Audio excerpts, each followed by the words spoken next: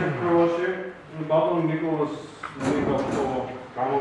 გამოსაკითხები აქვს.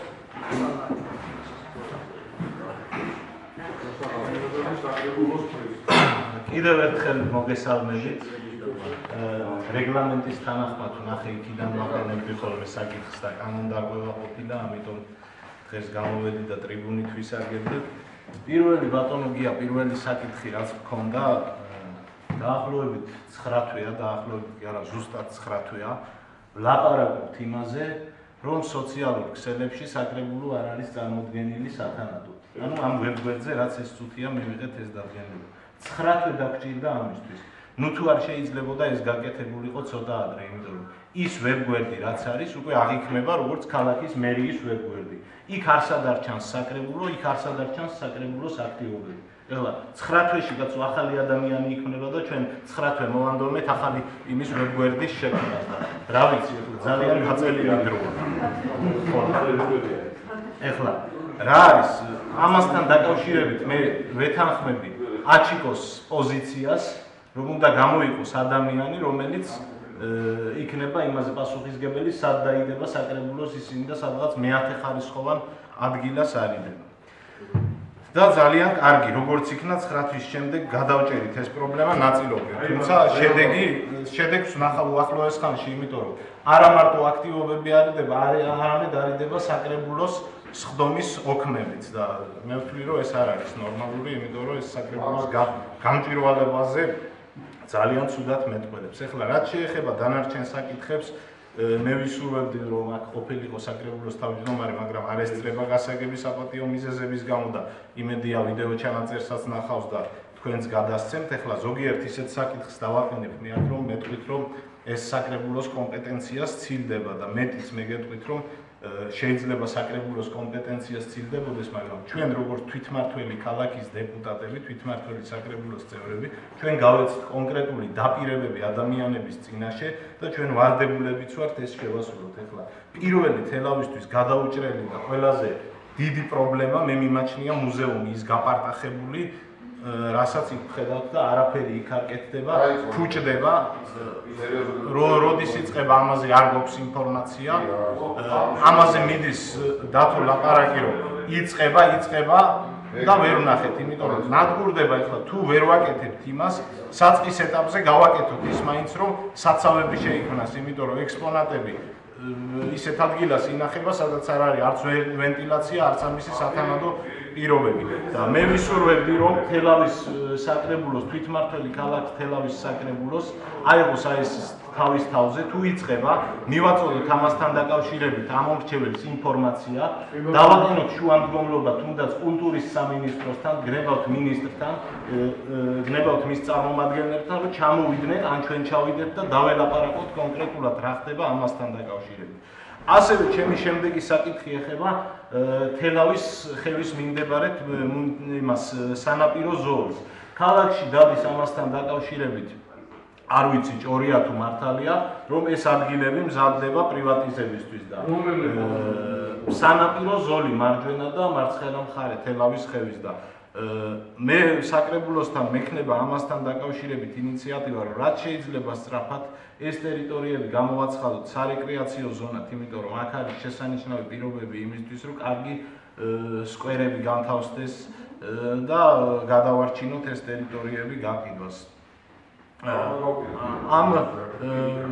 რამოდენიმე დღის წინ შევხვდი მე სხვა საკითხზე გადავდივარ ამ მომრჩეველს თელავის დემოკრატიული ჩართულობის ცენტრში, მათი ინიციატივით მოხდა ეს ჩვენთან შეხვედრა და ეხებოდა ცენტრალური თელავის მიმდებარე ტერიტორიას, ანუ იქ არსებულ ტერიტორიებზე სკვერის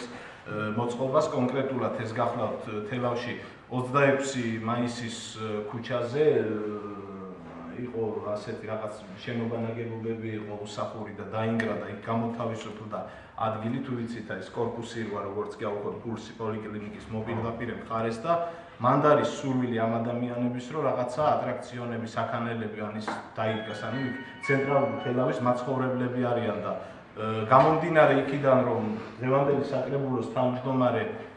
გახლავთ ცენტრალური თელავის მაჟორიტარი დეპუტატი, მე მასთან ერთად მინდოდა ამ საკითხის გავლა, იგივე მასთან მინდა მოხდეს ამ ადამიანების შეხვედრა და ერთად გავიაროთ, სწორედ მაგიტომ თქვი საუბრის დასაწყისში, რომ მინდოდა მეთქი, რომ დღეს ყოფილიყო საკრებულოს თავმჯდომარე აქ და ამასთან დაკავშირებით ალბათ ნახავს და გაეცნობა ამას და სურვილის შემთხვევაში მე შევახვედრებ იმ ადამიანებს, იმიტომ რომ კარგი იქნება ამ ადგილისთვის მიგვეცა ასეთი დატვირთვა, იმიტომ რომ ისეთი ადგილია, რომ თუ არ მივეცით ამას რაიმე დატვირთვა, იქ შეიძლება ვიღაცა დაეპატრონოს და როგორც ხდება ხოლმე ამ ადგილის გაყიდვაც მოხდეს და რაიმე გაიხსნას და ძალიან უხერხულ სიტუაციაში აღმოჩნდებით ამის გამო და ჯობია რომ დროულად მიექცეს ამას ყურადღება. ასევე არ შემიძლია ცენტრალურ თელავში გულისხმობ თეატრის უკანა მხარეს ცეკვის სტუდიასთან აი ბატონი აზორი დამეთანხმება საშინელი მდგომარეობა ანტისანიტარიაა იქ ტუალეტ ტუალეტებად არის გამხდარი და ხო მე ვფიქრობ რომ იგივე ცენტრალური თელავის მაჟორიტართან უნდა მოხდეს ამაზე კონსულტაციების გავლა და შეიძლება ბევრი ვერაფერი ვერ გავაკეთოთ, მაგრამ საწყის ეტაპზე შეგვიძლია ბადით შემოვფარგლოთ, რომ აღარ მოხდეს იქ შესვლა და ამ ტერიტორიის დაბინძურება, ანუ ეს არ არის ძნელად გადასაჭრელი პრობლემა. ასევე მინდა როგორც საკრებულოს დეპუტატმა გავაკეთო რა თქმა უნდა, მე როცა ვლაპარაკობ, არა მარტო ვლაპარაკობ საკრებულოს თავმჯდომარის მისამართი და არამედ აღმასრულებლის ორატორი კარის ჩამოკიდება უნდა მისამართი. მერზე ჩამოვარდა ლაპარაკი და მერს რაც შეეხება, მე მინდა ახლა ვისაუბრო თელავში არსებულ აი ამ ჩვენს გვერდით შენობაზე უნივერმაგ განთიაძე. და ვრცელდება ქალაქში ასეთი ხმა რომ უნივერმაგ განთიადის მესამე სართული, რომელიც ეკუთვნის სახელმწიფოს, გადაწყვეტილია, რომ ერთ-ერთ კონკრეტულ ადგილობრივ ბიზნესმენს გადაეცეს სიმბოლურ ფასად 1 ლარად. და ასევე ვრცელდება ამასთან დაკავშირებით ინფორმაცია, რომ იქ დანარჩენი 2 სართულის მოცილეებს რაღაცა გარკვეული შანტაჟის და სხვადასხვა კანონისთვის მიუღებელი და ცუდი გზებით ხდება მათთან რაღაცა ეგრეთ წოდებული მოლაპარაკებები ამ აღნიშნული ტერიტორიის დათმობასთან დაკავშირებით. თუ ეს ასეა, იმიტომ რომ მე მაქვს გარკვეული ინფორმაცია გარკვეული ადამიანებისგან, მე როგორც საკრებულოს დეპუტატი ვგმობ ამ ფაქტს, იმიტომ რომ ეს ყველაფერი მახსენებს იმ წარსულს, რომელიც წარსულის ლანძღვაც მიდის 24 საათი ახალი ხელისუფლების მხრიდან და არც თუ ისე უსაფუძვლოდ, იმიტომ რომ მე მახსოვს იყო მაშინ ასეთი შემთხვევები და მის წინააღმდეგ ვიმაღლებდით მას და თუ დღესაც ანალოგიურად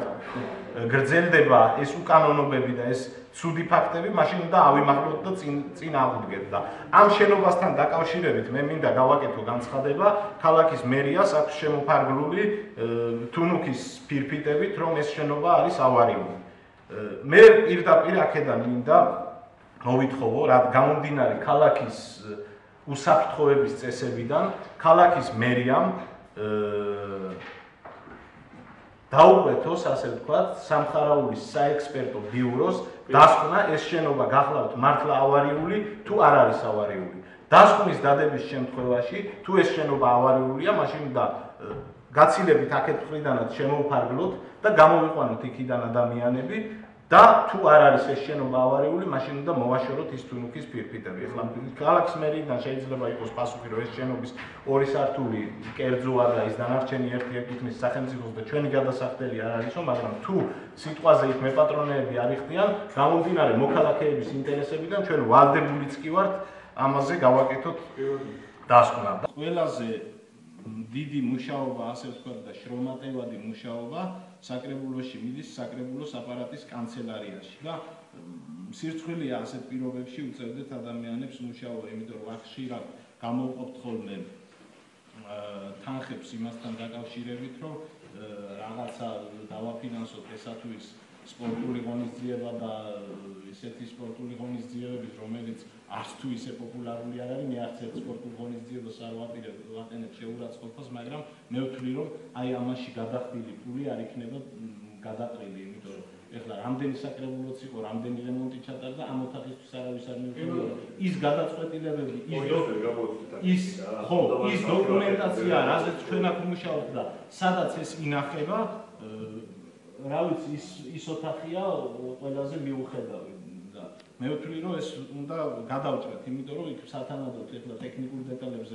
მე ვილაპარაკებ, უნდა გაკეთდეს თაროები, სადაც დაიწყობა ეს დოკუმენტაცია. კიდევ ვიმეორებ, სირცხვილია 21 საუკუნეში ისეთ პირობებში ყავდეს ადამიანები, როგორც იქა ყავს. ეხლა